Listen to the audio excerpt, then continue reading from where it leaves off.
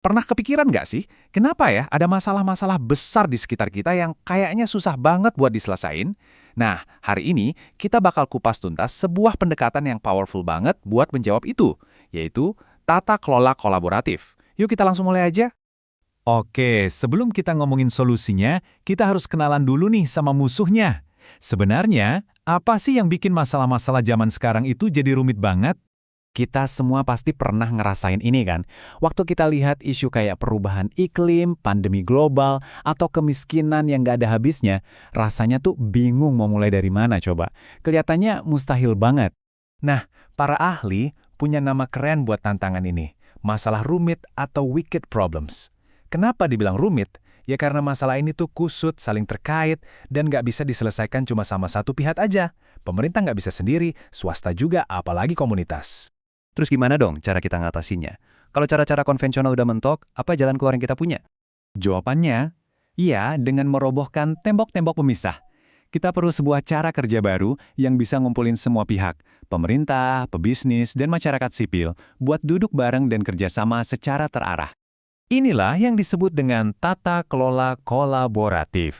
Coba deh bayangin ini kayak sebuah forum resmi, tempat semua pemangku kepentingan utama kumpul, tukar pikiran, dan bikin keputusan bareng-bareng demi satu tujuan bersama yang lebih besar. Tapi, yang bikin kolaborasi ini spesial itu bukan cuma soal kerja barengnya loh. Ada tujuan yang lebih hebat di baliknya. Tujuannya adalah untuk menciptakan apa yang disebut sebagai keunggulan kolaboratif atau collaborative advantage. Konsep keren ini digagas oleh seorang akademisi bernama Chris Haksam. Intinya, ada dua hal kunci di sini. Pertama, kolaborasi ini harus bisa menghasilkan sesuatu yang benar-benar baru dan inovatif. Kedua, setiap pihak yang ikut serta juga harus bisa mencapai tujuannya sendiri dengan lebih efektif. Jadi ini bukan soal mengalah, tapi soal semua pihak jadi pemenang. Jadi, ini tuh pergeseran mindset yang fundamental banget.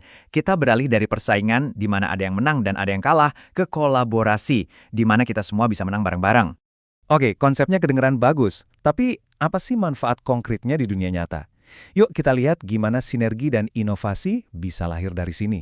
Manfaat pertama yang paling jelas adalah sinergi. Tahu kan, pepatah kalau 1 tambah 1 itu hasilnya bisa 3?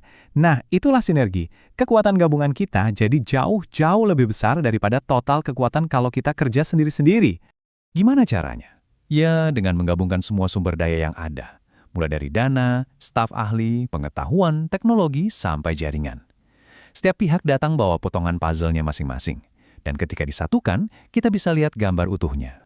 Manfaat kedua, kolaborasi itu ibarat pupuk super buat inovasi. Logikanya sederhana, ketika orang-orang dari berbagai bidang dengan sudut pandang yang beda-beda ngumpul, pasti bakal muncul ide-ide baru yang segar. Seperti yang dibilang para ahli, inovasi inilah kunci utama untuk menaklukkan masalah-masalah rumit yang nggak mempan sama cara-cara lama. Dengan berbagi ide dan juga resiko, kita jadi lebih berani buat mencoba solusi-solusi terobosan yang mungkin nggak pernah terpikirkan sebelumnya. Sinergi dan inovasi itu luar biasa. Tapi pada akhirnya, ini semua buat apa sih? Apa tujuan puncak yang ingin kita capai?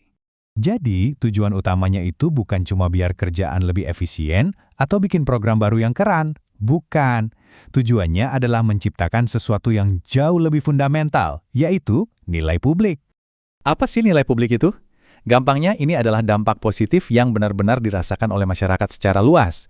Bisa berupa layanan kesehatan yang lebih mudah diakses, lingkungan yang lebih bersih, atau pendidikan yang lebih berkualitas. Sesuatu yang nggak mungkin bisa diciptakan oleh pemerintah sendirian. Jadi, kita bisa lihat ada sebuah alur yang sangat jelas di sini. Dimulai dari proses kolaborasi yang kemudian melahirkan sinergi dan inovasi. Dari situ, terciptalah nilai publik yang nyata. Dan puncaknya, kepercayaan terhadap sistem pemerintahan kita jadi semakin kuat. Dan inilah mungkin dampak yang paling dalam. Dengan melibatkan semua pihak dalam pengambilan keputusan, demokrasi jadi terasa lebih hidup. Kepercayaan antara warga dan pemerintah bisa tumbuh kembali karena setiap orang merasa suara mereka didengar dan dihargai. Nah, ini jadi bahan renungan buat kita semua. Coba deh lihat di sekitar Anda, di komunitas Anda. Kira-kira masalah rumit apa yang bisa kita pecahkan bersama kalau saja semua pihak mau duduk bareng dan menciptakan keunggulan kolaboratif? Jawabannya ada di tangan kita semua.